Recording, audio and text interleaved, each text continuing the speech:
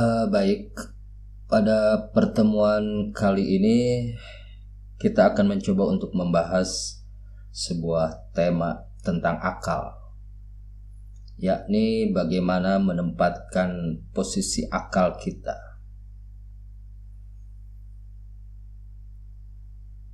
Kita semua tahu bahwa akal adalah karunia Allah yang amat sangat berharga, dan dengan akal manusia dapat menjalankan fungsinya sebagai khalifah di muka bumi ini dengan sebaik-baiknya.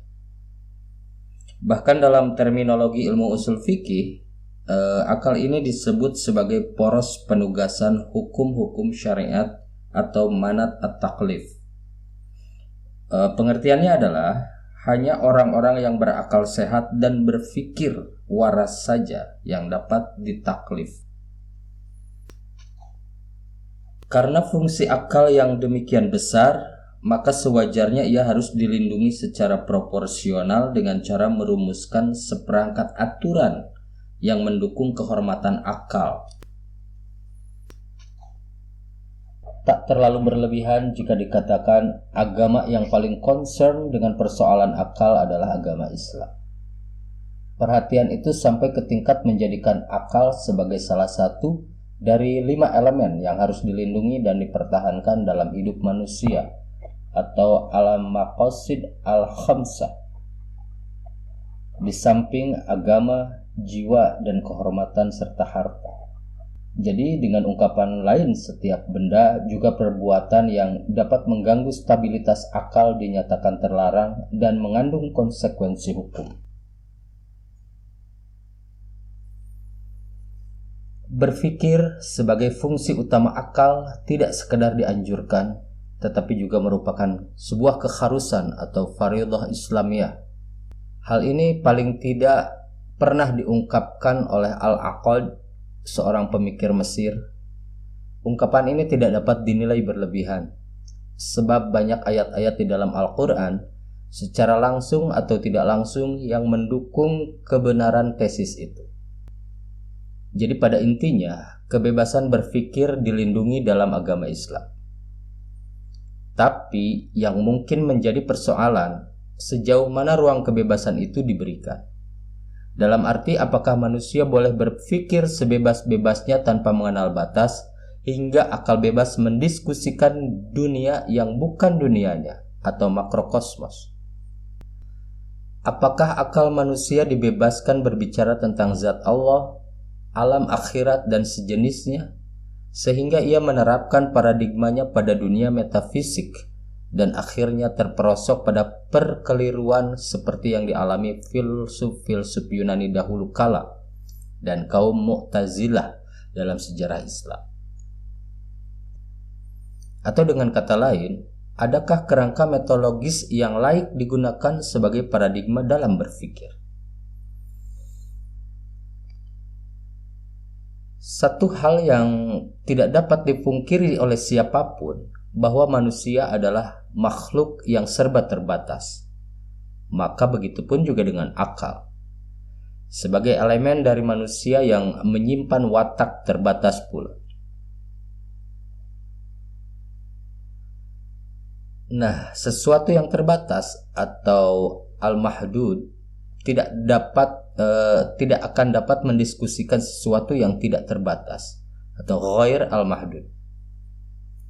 Hal ini bukan mendiskreditkan akal sebagai barang paling berharga milik manusia, tetapi meletakkan manusia pada proporsinya yang sepadan. Sebab membebani akal dengan fungsi di luar batas kemampuannya yang normal bukan lagi sebagai penghargaan, tetapi justru berbalik menjadi penganiayaan. Ya, barangkali ini sesuatu hal yang sangat rasional menurut saya. Oke, baik. Yang selanjutnya adalah bagaimana pengklasifikasian ruang-ruang yang menjadi objek kajian akal manusia. Di sini agama tampil memberikan jawaban dengan menunjuk bahwa alam gaib atau metafisik adalah teritorial yang berada di luar lapangan akal. Jadi keterbatasan akal dalam menembus ruang ini sudah merupakan aksioma yang tak dapat dibantah. dan yang berhak memberikan penjelasan tentang alam keakhiratan atau eskatologi dan makrokosmos lainnya adalah wahyu.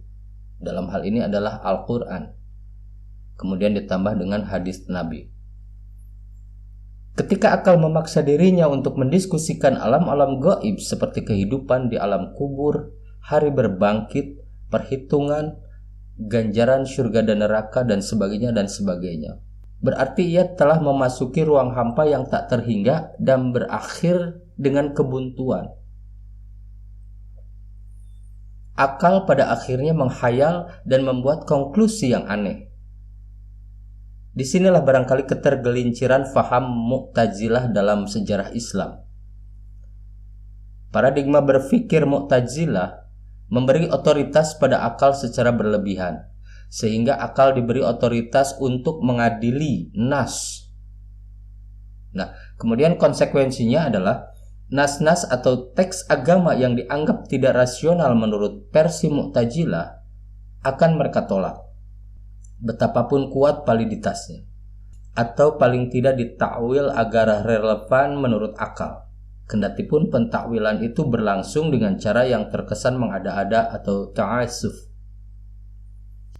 Jadi atas dasar itu, Mu'tazilah menolak banyak hadis-hadis sahih tentang alam gaib, seperti pertanyaan di alam kubur berikut siksaannya, juga tentang mizan, sirat, melihat Allah, dan lain-lain sebagainya. Padahal soal akhirat dan metafisika lainnya adalah persoalan gaib yang pendekatannya tidak harus menggunakan akal.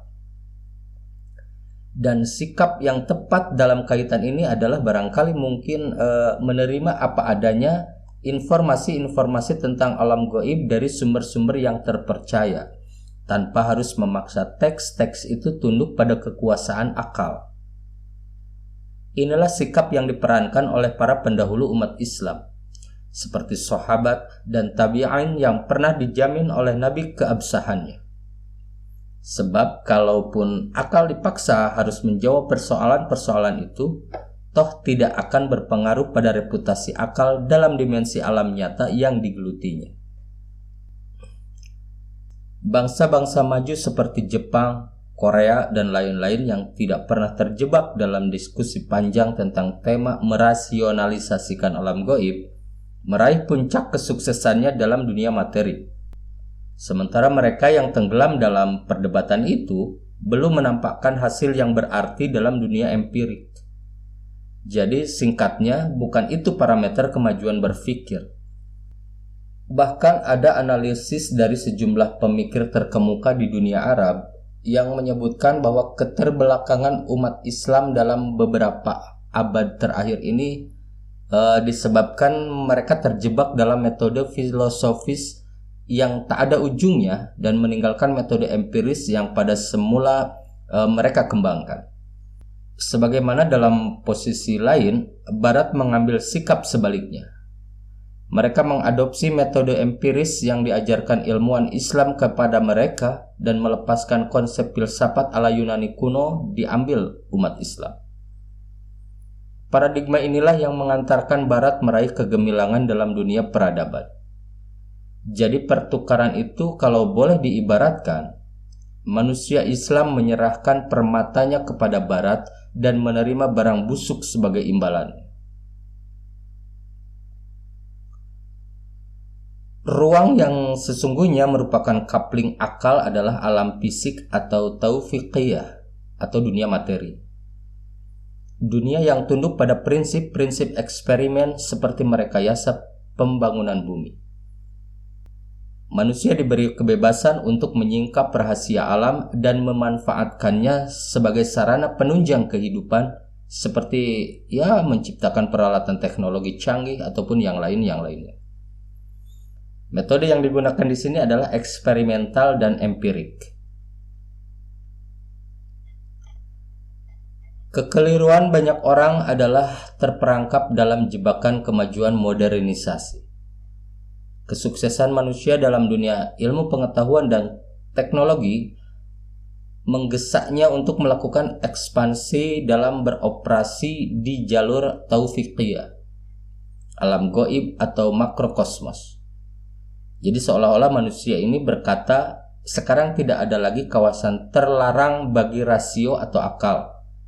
Karena akal manusia telah menunjukkan keberhasilannya secara luar biasa. Kalau ditarik lebih jauh lagi, akal manusia dapat menemukan dengan sendirinya yang baik dan yang buruk dalam hidupnya tanpa bantuan agama. Ujung-ujungnya, manusia mampu hidup tanpa agama. Ini yang berbahaya. Kekeliruan kelompok yang berpikir seperti ini adalah kekeliruan dalam mengidentifikasi ruang-ruang berpikir akal itu. Ketika akal manusia berhasil dalam dunia ilmu pengetahuan dan teknologi, melakukan revolusi informasi, transportasi, sebenarnya adalah keberhasilan yang wajar. Karena akal beroperasi pada jalurnya secara legal atau taufiqiyah. Tetapi jika manusia memaksa akalnya agar berbicara dalam dunia metafisik, merasionalisasikan azab kubur, kenikmatan di dalam syurga, proses perhitungan di hari akhirat, dan lain-lain. Demikian pula ambisi mengoreksi ketetapan-ketetapan Allah yang berharga mutlak atau qat'i, seperti mengapa wanita diwajibkan berhijab, mengapa riba diharamkan, mengapa zina dihukum rajam, pembunuhan dihukum kisos, penindasan diharamkan, mengapa bagian wanita separuh dari bagian laki-laki dalam hal warisan, dan berupaya merekayasa peraturan-peraturan sendiri dengan menggunakan akalnya, maka di sini akal telah beroperasi di luar jalurnya. Akal tidak akan pernah meraih kesuksesan seperti kesuksesannya di ruang taufiqiyah, sains, dan teknologi. Bahkan manusia akan menghadapi krisis hidup yang risikonya tidak sederhana.